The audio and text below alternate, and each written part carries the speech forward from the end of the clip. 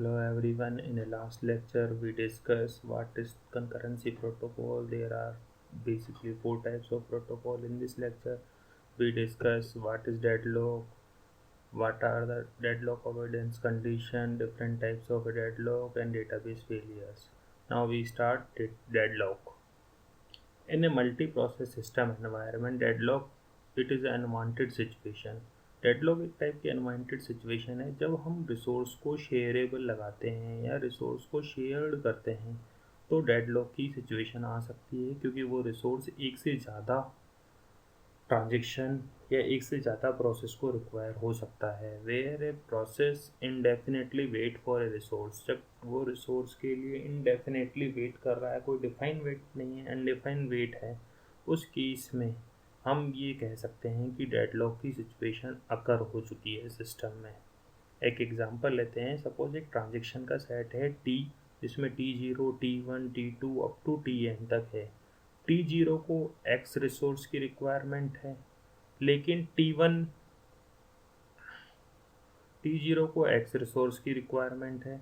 Resource X is hold by T1 और T1 waiting कर रहा है कौन से रिसोर्स की, Y की, जो कि Y किसने होल्ड कर रखा है, T2 ने।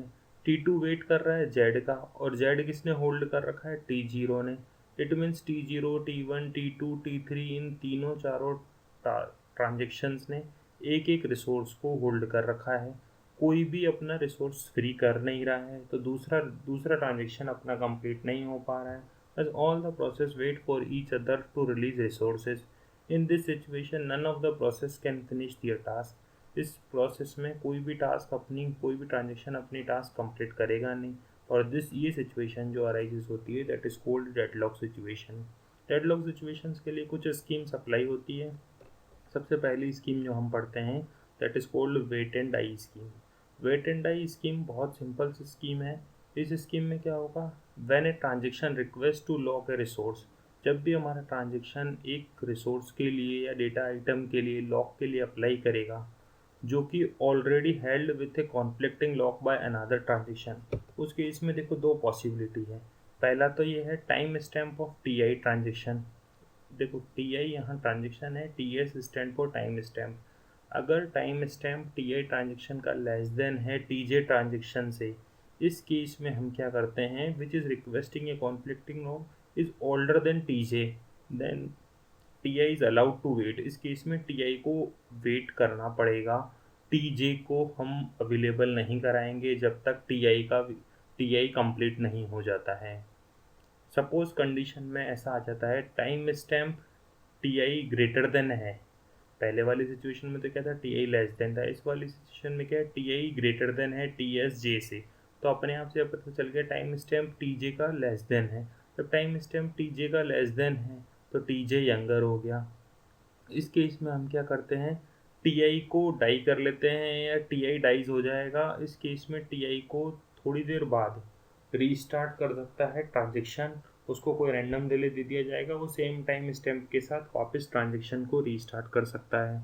This schemes allows the older transaction to wait, यानी कोई पुराना ट्रांजेक्शन होगा तो उसको वेट करने के लिए, और यंगर ट्रांजेक्शन को किल कर देती है ये स्कीम। इसके बाद नेक्स्ट स्कीम हम डेडलॉक के लिए पढ़ते हैं, वुंड वेट स्कीम।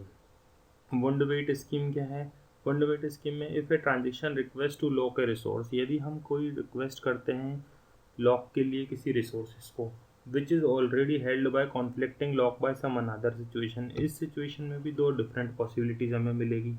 मान लिया टाइम स्टैम्प TI का लेस देन है टाइम स्टैम्प J से, तो TI फोर्स करेगा TJ को कि आप रोल बैक हो जाओ। देखो TI और TJ दो डिफरेंट ट्रांजेक्शन है।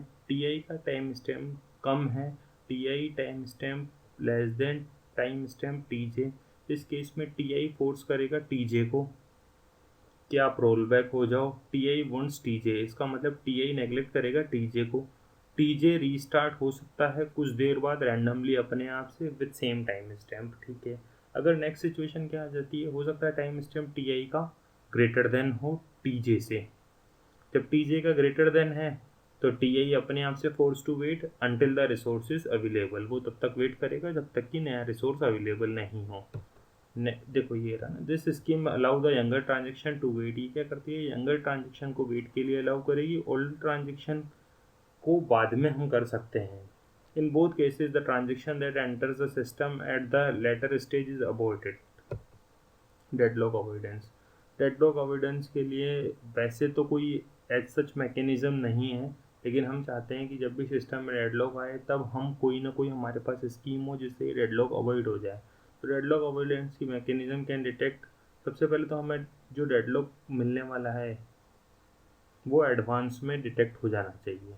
एडवांस में डिटेक्ट होने के लिए देखो, मेथड फॉर डेडलॉक अवॉइडेंस के लिए हमने सबसे सिंपल एक अप्रोच डिस्कस करी है यहाँ, that is called wait for graph. Wait for graph में क्या होता है, हम एक ग्राफ ड्रॉ करेंगे। सपोज मान लिया टी आई और टी जे दो ट्रांजेक्शन है। टी आई ने रिक्वेस्ट करी लॉक के लिए, एक्स लॉक के लिए, X lock which is already held by some other transaction T J. तो हम क्या करेंगे, एक डायरेक्टेड एज क्रिएट करेंगे टी आई से टी जे के बीच में।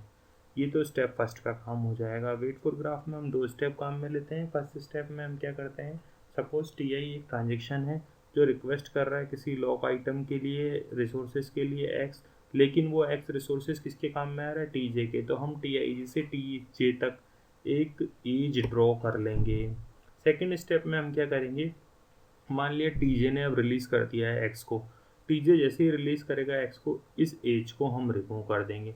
अब मान लिया कोई टी के करके नया एक ट्रांजेक्शन आ गया, तो उसके लिए वापस वाई रिसोर्सेज चाहिए, तो हम उसके बीच में एक एज ड्रॉ कर लेंगे, और जैसे ही वो के उस वाई रिसोर्सेज को ड्रॉप करेगा या रिलीज़ करेगा, उस केस में हम उस एज को डिलीट या ड्रॉप कर देंगे।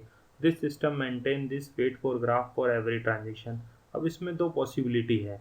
मान लिया अगर आपका जो ग्राफ है वो अगर साइकिल में आ गया, साइकिल में आगे का मतलब टी जीरो एक्स के लिए रिक्वेस्ट कर रहा है, वाई का वेट कर रहा है, और टी वन क्या कर रहा है, एक्स का वेट कर रहा है। ये देखो आपके सामने एक ग्राफ बना दिया, टी आई किसके लिए वेट कर रहा है, एक्स के लिए, लॉक एक्स के लिए, और टी जे किसके लिए वेट कर रहा है, वाई के लिए।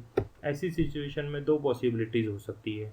या तो हम क्या करें, do not allow any request for an item. आप जब भी किसी किसी ट्रांजेक्शन का किसी आइटम पे लॉक लगा हुआ होगा या डेटा आइटम पे लॉक लगा हुआ होगा, उस केस में हम क्या करेंगे, उसका वेट ही नहीं करेंगे। Do not allow any request for an item.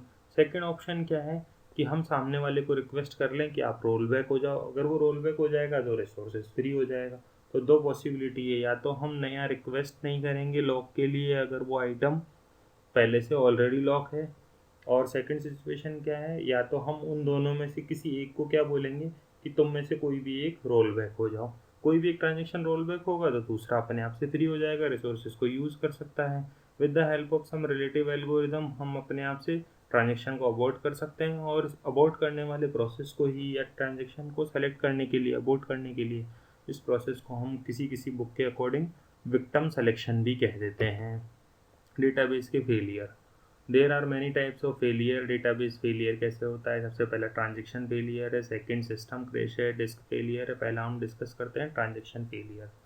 The transaction failure occurs when it fails to execute any operation. अगर कोई भी ऑपरेशन आपका, सपोज ट्रांजेक्शन क्या होता है, कलेक्शन ऑफ ऑपरेशंस, 5 ऑपरेशन में से 2 ऑपरेशन परफॉर्म हुए, 3 नहीं हुए, तो ट्रांजेक्शन हमारा कौन सी कैटेगरी में चला जाता है, फेलियर वाली कैटेगरी में। रीजन्स क्या क्या हो सकते हैं, लॉजिकल एरर भी हो सकती है, सिंटेक्स एरर होती है। लॉजिकल एरर तो क्या हो गई, ड्यू टू सम अपन ने किसी कोड में या इंटरनल कोड में एरर कर दी, तो वो लॉजिकल एरर हो गई। सिंटेक्स एरर क्या हो गई कि सपोज अपन ने ट्रांजेक्शन में कुछ और एग्जीक्यूट कराना था, उसकी जगह कमांड में सिंटेक्स में कुछ गड़बड़ कर दी, because the database system is not able to execute. अगर वो सिंटेक्स एग्जीक्यूट नहीं हो रहा है तो वो सिंटेक्स एरर होगी। System crash second database failure का जो एग्जाम्पल था, that is called system crash. System crash में क्या होता है, system failure can occur due to power failure. Suppose आपके सिस्टम से एकदम से पावर चली गई, या हार्डवेयर या सॉफ्टवेयर अंदर टाइप का, या ऑपरेटिंग सिस्टम में कोई फेलियर आ गया। In a system crash non volatile storage, suppose आपने एक्सटर्नल हार्ड डिस्क लगा रखी है, पेन ड्राइव लगा रखी है, वो सपोर्ट नहीं कर रहा है या करप्टेड हो गया है, ऐसे टाइप की सिचुएशन को हम क्या बोलेंगे, सिस्टम क्रैश। लास्ट जो हमारा होता है डेटाबेस फेलियर में, वो होता है डिस्क फेलियर। डिस्क फेलियर में क्या हो गया, सपोज़ आपने हार्ड डिस्क जो लगा रखी है या स्टोरेज ड्राइव्स जो लगा रखी है, वो एक्सेस करने के लिए या राइट एक्सेस नहीं है, उस पर रीड एक्सेस नहीं मिल रहा है। Disk failure occurs due to the formation of a bad sector, hard disk crash हो गई या अनरीचेबिलिटी ऑफ द डिस्क आ रहा है। इन सब केस ये 3 टाइप के डेटाबेस फेलियर होते हैं, डिस्क फेलियर, सिस्टम क्रैश और एक थर्ड था ट्रांजेक्शन फेलियर।